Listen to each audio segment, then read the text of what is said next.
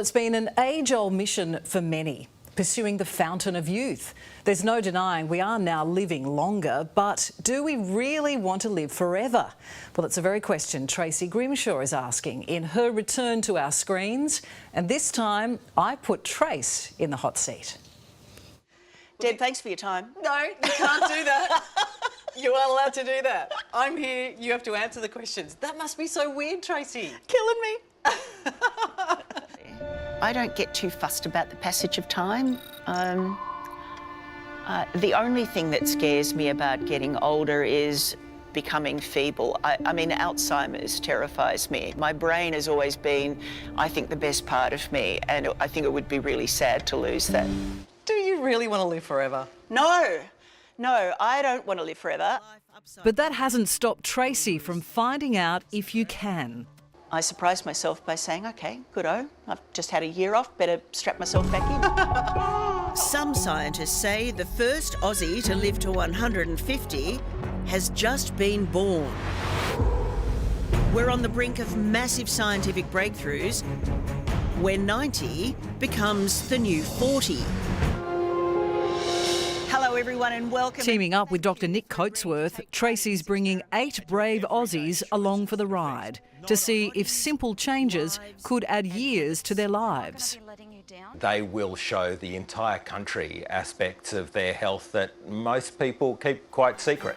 3, 2, 1, go. From their cholesterol to their fitness, how stressed they are, their quality of sleep and diet. I want to get rid of that, so that's a good test. The very latest full-body scanning technology will show us the internal workings of their body. Their formal description is the participants, but we call them the lab rats. Look, we didn't keep them in a cage. Fortunately, they were allowed to go home to their families. They probably felt at times that they were running on a treadmill like a rat, I'm sure.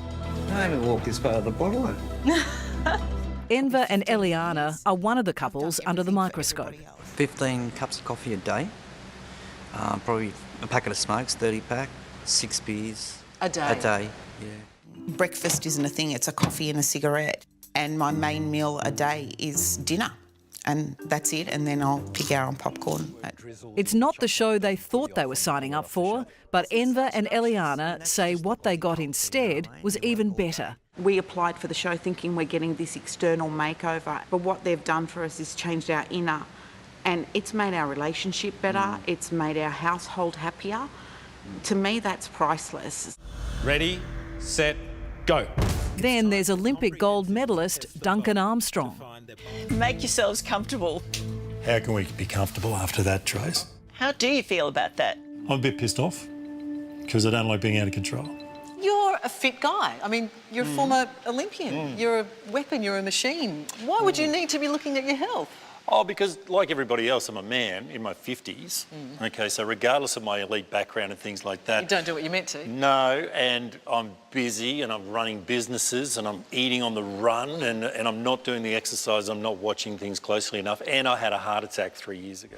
Go, Duncan. And relax. The heart attack came as a total shock to the self-described fitness freak and his son, Tom. Now it's their motivation to live longer, healthier lives. And Tom and I want to influence people our age.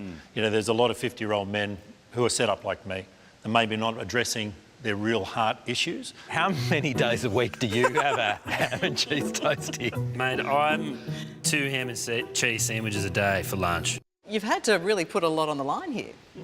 Yeah, I've found Confronting? that it's confronting, definitely, but became quite comfortable with it because I learned so much about the risks that I had.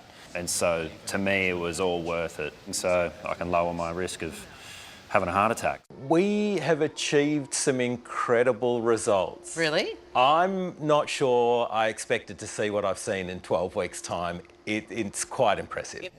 And the lab rats aren't the only ones making big changes. And have you taken on board any of the lessons you've learned in your own life? Yeah, I have. I think I've discovered I'm a binge drinker, for example. But I've thought in the last few years, well, I only really drink, you know, maybe 1 or 2 days a week.